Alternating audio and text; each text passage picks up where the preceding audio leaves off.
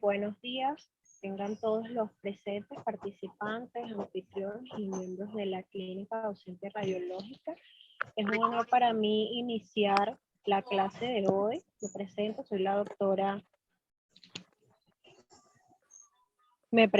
soy la doctora María Fernanda Hernández, médico cirujano, egresada de la Universidad Nacional Experimental Rómulo Gallegos.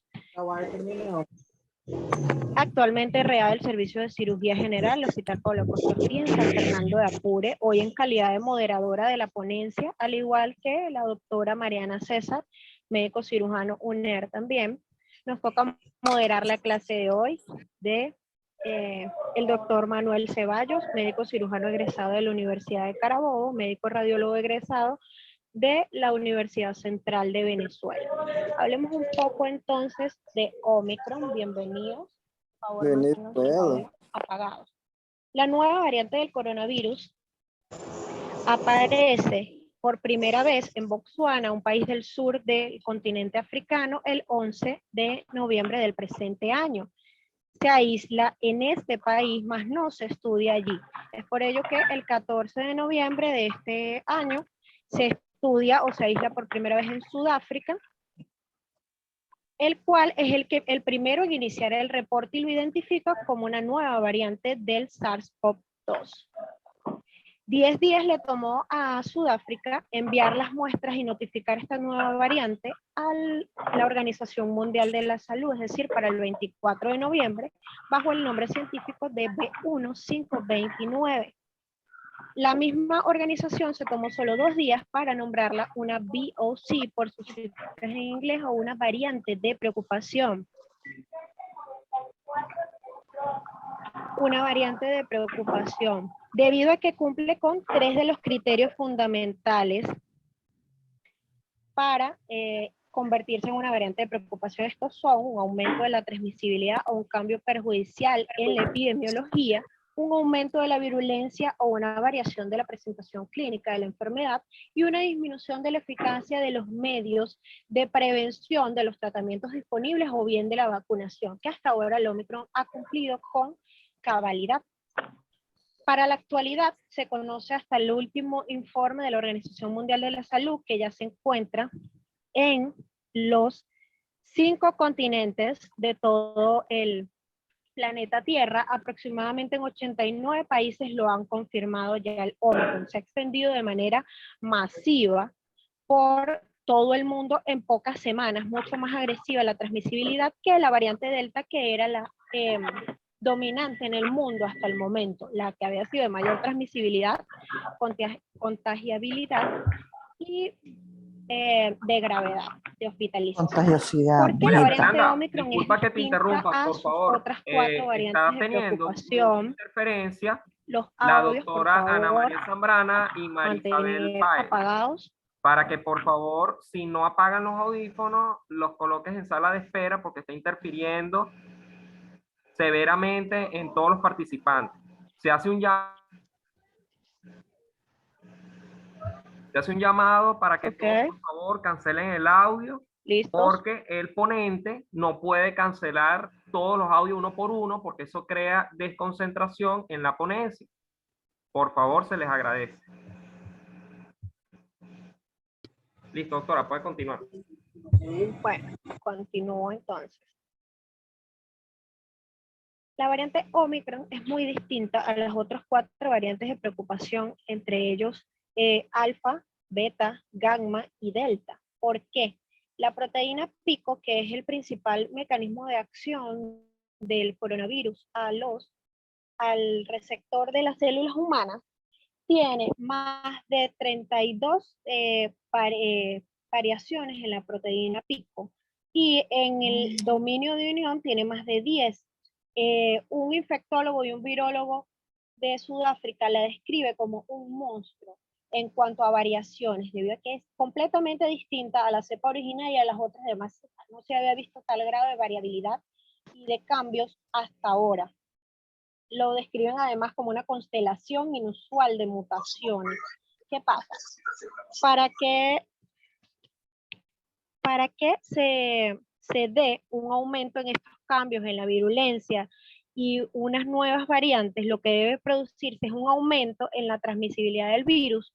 A mayor contagiabilidad dentro del cuerpo humano, el virus muta de manera simultánea. A mayor número de contagios y menor población inmunizada, pues aumentan el riesgo de estas variaciones. ¿Qué es lo que ha ocurrido? Es lo que los científicos explican entonces, porque en África, que la vacunación es mucho más baja, entonces se dan este tipo de variaciones. Preguntaban en muchas ponencias, en muchas clases o en muchas entrevistas por qué una variante ya había aparecido en Sudáfrica con anterioridad y ahora tenemos nuevamente otra nueva que es la Omicron.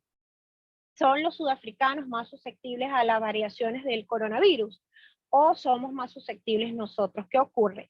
No significa que haya aparecido en Sudáfrica, porque de hecho se identificó primero en Botsuana.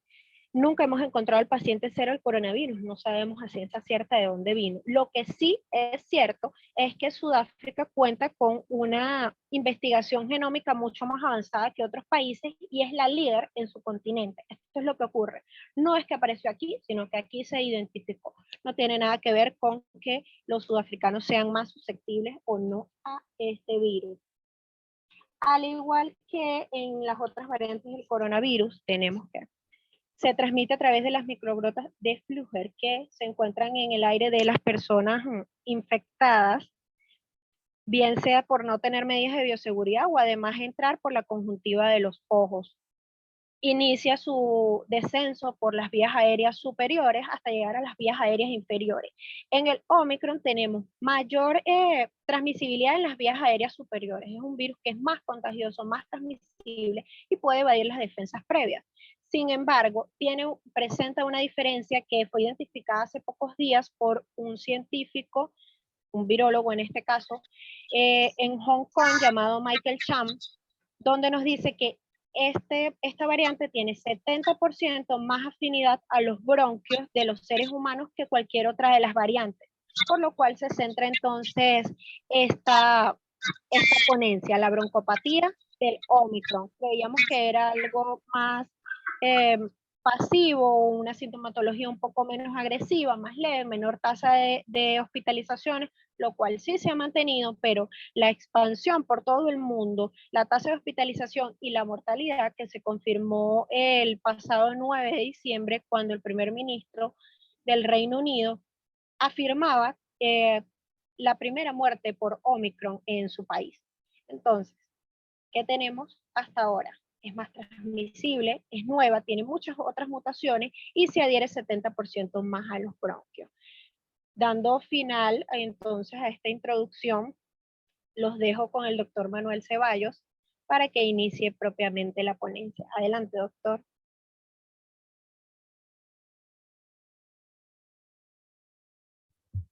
Bueno, muchísimas gracias, doctora. Primero que nada, por la presentación introductoria, ¿no? A lo que es esta nueva variante de preocupación llamada Omicron.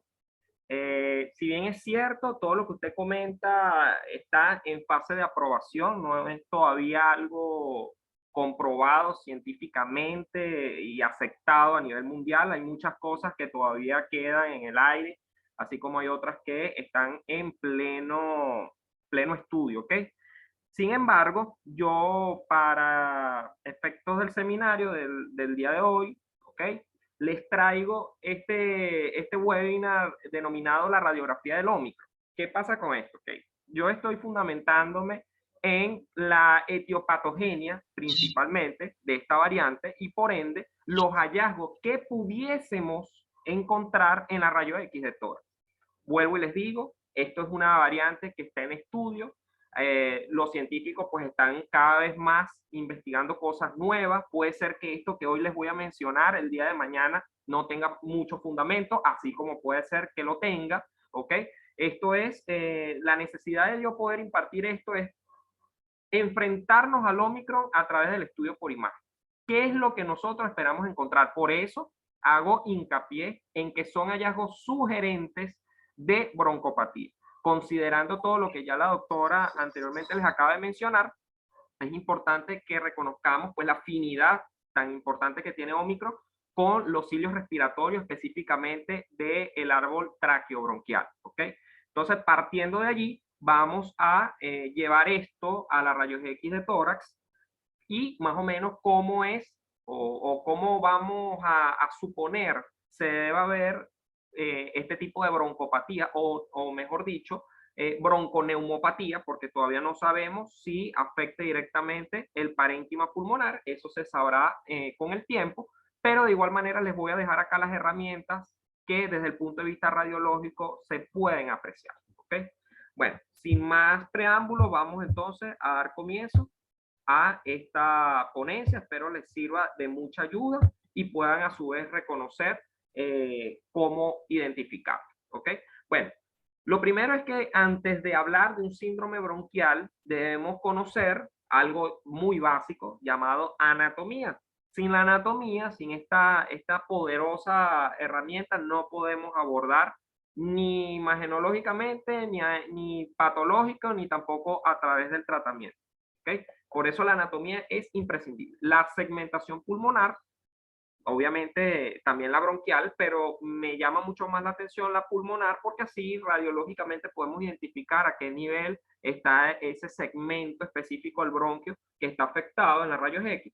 Y la patología, ¿ok? Vamos a hablar acerca de los hallazgos sugerentes en SARS-CoV-2 por Omicron, lo que serían las bronquiectasias, no tanto los cuerpos extraños, sino más que todo vamos a orientar la patología hacia lo que nos compete el día de hoy, en este caso muy particular a los bronquios. Por lo tanto, la bronquiectasia, también hallazgos sugestivos de asma, porque muchas veces debemos hacer diagnósticos diferenciales y sobre todo estos dos principales cuadros que si bien es cierto, obedecen más a otro tipo de entidades como el tabaquismo, etcétera, pero también es necesario que sepamos reconocerlo, porque muchas veces podemos estar frente a un Omicron y si no sabemos muy bien cómo se ve el enfisema y cómo se ve la bronquitis crónica, pues no vamos a saber descartarlo o confirmarlo o viceversa.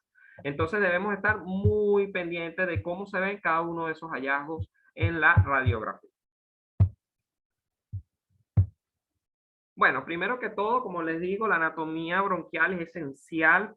Ante cualquier estudio debemos saber abordarla. Lo primero es reconocer que todo, desde lo que sería la tráquea, teniendo su origen hacia la quinta vértebra torácica, está conformada por diferentes tipos de estructuras fibrocartilaginosas que orientan a un aspecto de tipo tubular. Sabemos que aquí, como lo demuestra esta imagen, a mí me parece de más interesante porque aquí prácticamente resume todo lo que queremos transmitir, ¿no? Tiene un segmento cervical, que es la primera porción de arriba hacia abajo, ¿ok? De la tráquea.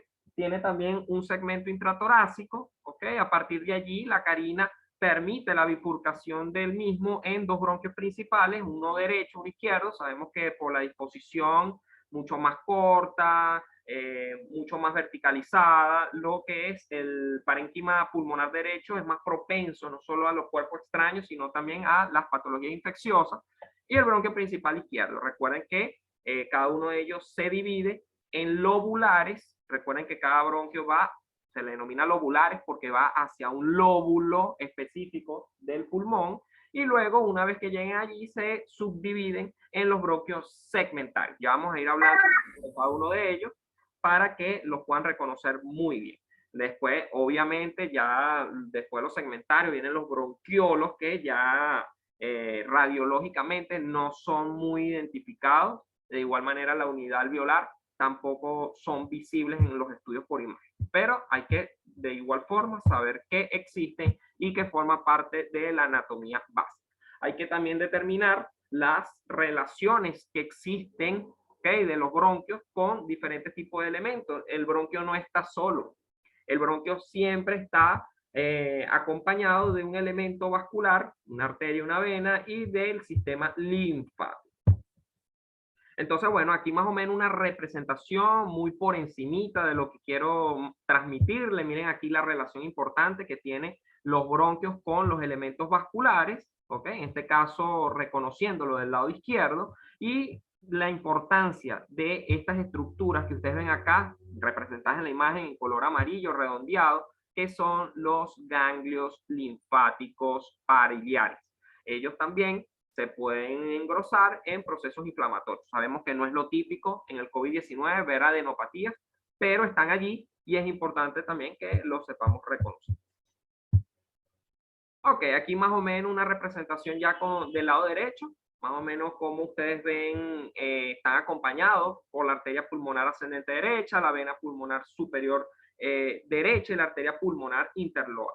Entonces, cada uno de ellos acompañando a sus bronquios. Recuerden que en el lado derecho tenemos tres lobulares, ¿ok?, que va hacia cada uno de los lóbulos en cuestión. Recuerden que del lado derecho son 3, del lado izquierdo son 2, ¿ok?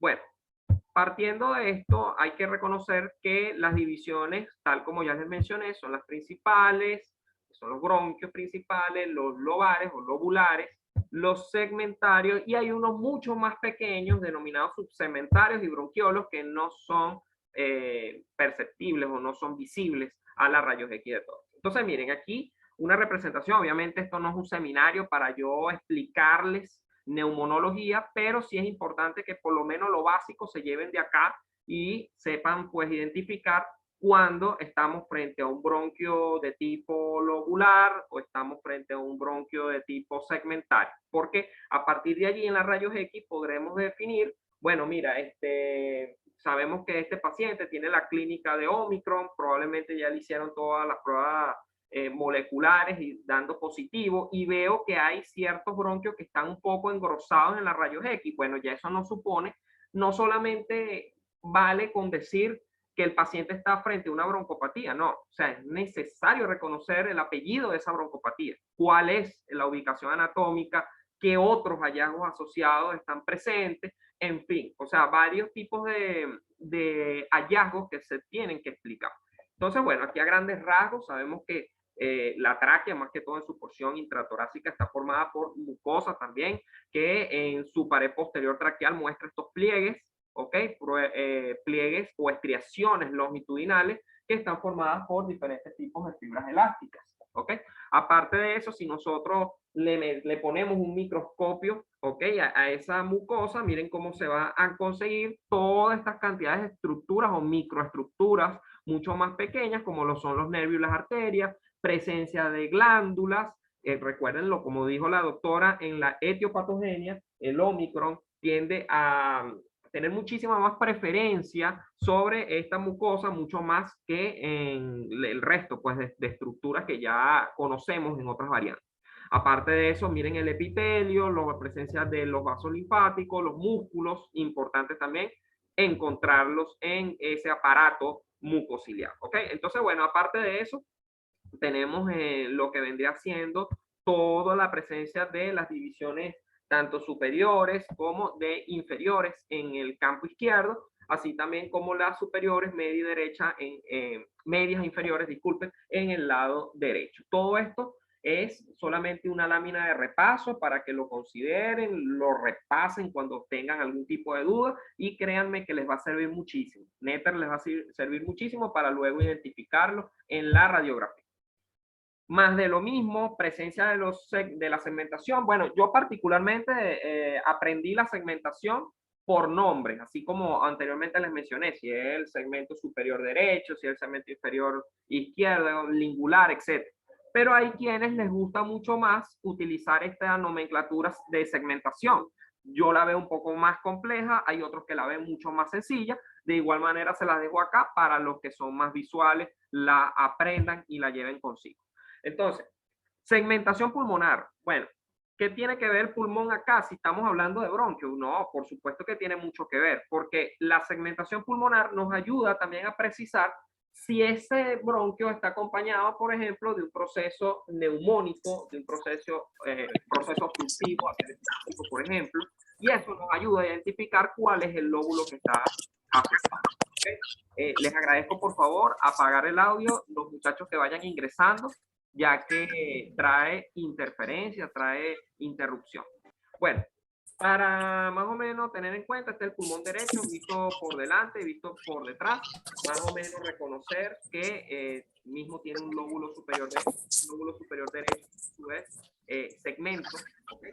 Segmento apical, representado en color rojo, posterior en verde y anterior en azul. Tenemos también un segmento lateral, específicamente en el lóbulo medio, y tenemos un lóbulo inferior que tiene todos los segmentos basales que ya conocemos. Basal lleva su nombre anterior, lateral, medial y posterior. También tiene un segmento apical, aunque no lo crean, el lóbulo inferior derecho también tiene un segmento apical o segmento superior.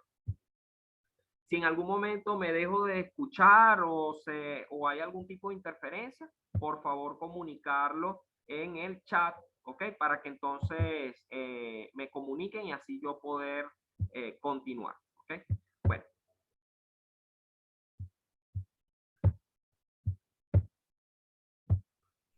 Ahora tenemos la segmentación pulmonar a nivel izquierdo. A nivel izquierdo tenemos lóbulo superior, lóbulo inferior. El pulmón izquierdo no se dio mala vida, se divide solamente a través de una sola cisura mayor. Y bueno, aquí fíjense que hay como una fusión entre el apical y el posterior, denominándose así apico posterior. A mí me gusta llamarlo pulmen, ¿ok?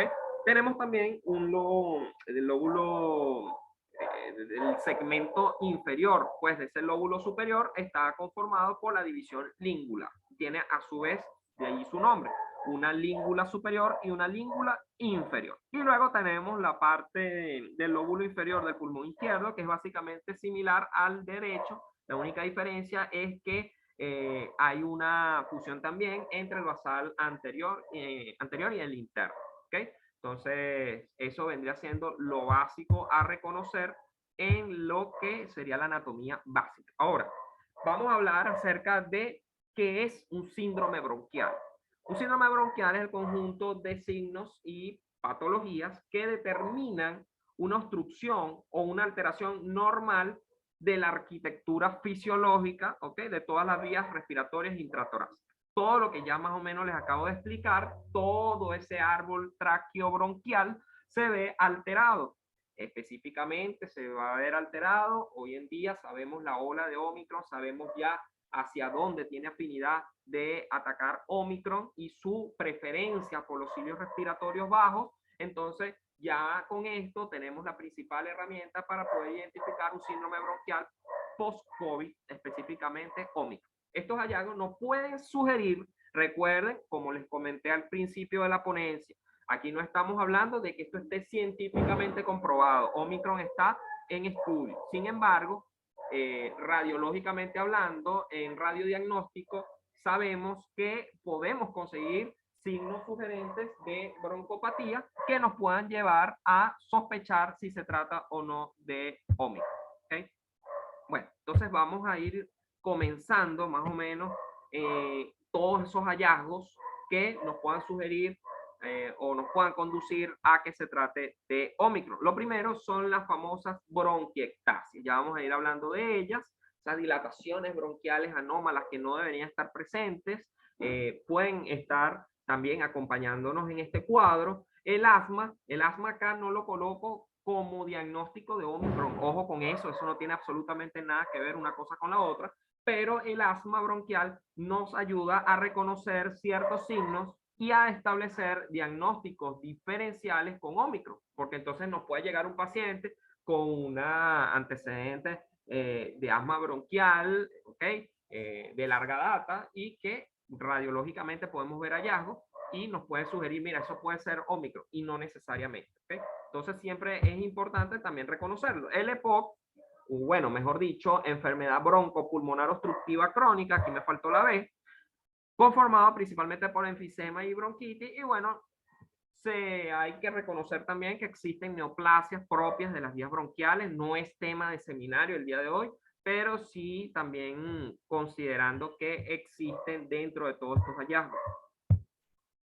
Ok, vamos entonces a comenzar hablando acerca de las bronquiectasias. Quedan ya 8 minutos de ponencia.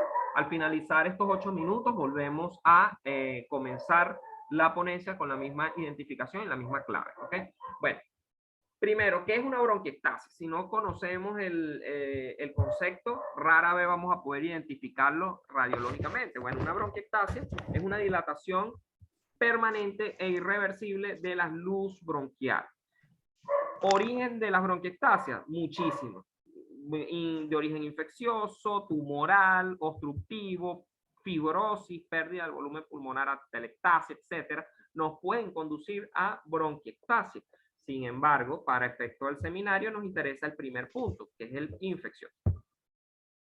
Ahora, la clasificación, sí es verdad, existe una clasificación determinada de bronquiectasia, no es un tema radiológico, o sea, hablando desde el punto de vista de la radiografía de tórax, sino más bien tomográfico, el poder clasificarlo. Sin embargo, también les traigo imágenes de cómo se ve cada una de esas clasificaciones. Gráficamente hablando, miren que tenemos la cilíndrica, miren la morfología que la misma adopta, la varicosa, un poco más tortuoso, y la quística, que tal como su nombre identifica, son dilataciones saculares propias que simulan la presencia de quistes, y bueno, esas forman parte también de bronquiectasias un poco más complicadas o con tendencia, mejor dicho, a complicarse. Las características radiológicas son muy poco específicas. El decir hay una bronquiectasia por rayos X no debe reunir muchas series de requerimientos, de requisitos, pero lo principal es que nosotros identifiquemos que hay una dilatación bronquial.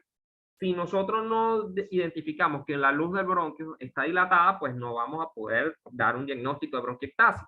Lo segundo es el engrosamiento de la pared bronquial. Y la tercera es la pérdida de volumen con hiperinsuflación. ¿Qué pasa con estos tres hallazgos? Ya vamos a ir a las imágenes, no se preocupen por eso, ya todo eso lo vamos a ir repasando. Pero es importante que identifiquemos estos tres valores, porque si nosotros no estamos frente a estos tres parámetros, no vamos a poder dar el diagnóstico. Yo por lo general, en rayos X, me gusta llamarlo más broncopatía, porque una bronquiectasia, para poder, aparte de que la clasificación es tomográfica, la bronquiectasia requiere un poquito más de signos radiológicos específicos, como por ejemplo el del signo de la tranvía o el signo de Dona, etcétera, que pues es un poco complejo ponerse a detenerse, a buscarlo, porque es bastante complejo, ¿ok? Tomográficamente es mucho más sencillo, pero si ustedes pueden identificar la dilatación y el engrosamiento de la pared bronquial, ya para mí eso es suficiente. Estos hallazgos de pérdida de volumen e hiperinsuflación suelen ser secundarios y no siempre estar presentes. Bueno, acá tenemos una rayo X de tórax en proyección posterior-anterior. Vemos, si bien es cierto, hay un importante patrón de edema pulmonar. Obviamente puede ser de causa infecciosa o reticular, etcétera. ¿Okay? Para eso necesitamos la clínica del paciente. Pero lo que me llama la atención, y es lo que para fines académicos me interesa que ustedes vean, son estas pequeñas imágenes circunferenciales radiolúcidas que ustedes ven acá. Como lo señala el puntero, o mejor dicho, el puntero láser, estas imágenes radiolúcidas, bien definidas, circunferenciales, son nada más y nada menos que los bronquios. Y son los bronquios que están dilatados. Entonces, esta imagen es muy típica observarla en pacientes con cuadros de broncopatía. Entonces, cada vez que veamos estas imágenes circunferenciales, radiolúcida indica algo que es oscuro, ¿ok? En la rayos X de tórax, y aparte de la morfología y el engrosamiento de la pared, que muchas veces lo vamos a ver radiopaco, porque hay una hipertrofia de ese aparato mucociliar que permite pues ese engrosamiento. Es muy común observarlo en cuadros de bronquitis, pero principalmente así lo vamos a apreciar. Muchas veces estos hallazgos pueden estar acompañados de atelectasia, es decir, colapso o reducción del volumen pulmonar. Otras veces no. El hecho que no esté no implica que. Y aparte de eso, también puede existir algo denominado hiperinsuflación. ¿Qué es la hiperinsuflación? Es la presencia de mayor radiolucidez o radiotransparencia de un campo pulmonar. Es decir, normalmente nosotros en un parénquima vamos a ver estructuras vasculares, vamos a ver bronquios, pero muchas veces vamos a ver pulmones que van a estar muy oscuros, es decir, muy negros. Cuando eso ocurre, hay que sospechar en este contexto clínico de un paciente con hiperinsuflación secundaria. Y a eso es un hallazgo también de broncopatía. Ok, continuamos. Ok, parte de las bronquiectasias nos las orienta este signo clínico, radiológico, mejor dicho, que se denomina el signo de vías de tren o signo de la tranvía y no son más que imágenes radiopacas, ok, estas imágenes radiopacas que ustedes ven acá, paralelas unas con la otra, eso se denomina, eso son las paredes, nada más y nada menos que de los bronquios, por eso es que es muy típico conseguir estas imágenes en presencia de bronquiectasias cilíndricas. Entonces, las flechas, bueno, las flechas huecas que ustedes ven aquí en estas imágenes, señalan esas imágenes que están paralelas unas con la otra y simulan la presencia de bronquiectasias paracardíacas. Entonces, en este caso, muy importante reconocer. ¿Qué nos habla esas imágenes? Bueno, esas son las signas de las vías del tren, ese signo muy específico de bronquiectasia. Aparte de eso, hay que reconocer también que existen bronquiectasias quísticas. Las bronquiectasias quísticas también pueden ser observadas en la rayos X de tórax. Sin embargo, son mucho más, se pueden definir más cuando están sobreinfectadas. En este caso, miren, estas imágenes que ustedes ven acá, radiolúcidas, contornos bien definidos, que tienen incluso un nivel hidroaéreo. Eso es importante también identificarlo y son bronquiectasias que nos hablan de componente mucopurulento en su interior, ¿ok? O seroso o solamente mucoso. Eso depende de la clínica del paciente. Y miren estos hallazgos acá, imágenes radiolúcidas bien grandes, bien redondeadas y definidas que corresponden a bronquios dilatados. Es decir, que este paciente está frente a una bronquiectasia quística compleja con presencia de cuadros de broncopatía segmentaria superior D. Entonces, el gol estándar, si ustedes quieren profundizar y quieren destacarse en un diagnóstico de bronquiectasia, pídanle la tomografía de alta resolución de tórax al paciente. Con eso ya es suficiente para poder llegar al diagnóstico preciso. Si bien es cierto, la rayos X nos habla muchísimo de otros diagnósticos, pero el gol estándar o el ideal, la tomografía de tórax, sin contraste, obviamente. Ahora bien, vamos a hablar acerca de asma. Si tienen alguna duda, por favor, háganla saber en el chat de comentarios. Vamos a dejar a la patología asmática para una segunda sesión. Ya me quedan menos de un minuto para continuar. Entonces, bueno, nos vamos a volver a conectar bajo el mismo link y la misma contraseña, ¿ok? Allí vamos entonces a ir hablando un poco acerca del siguiente síndrome bronquial como especie de diagnóstico diferencial en la patología de neumopatía por Ómicron.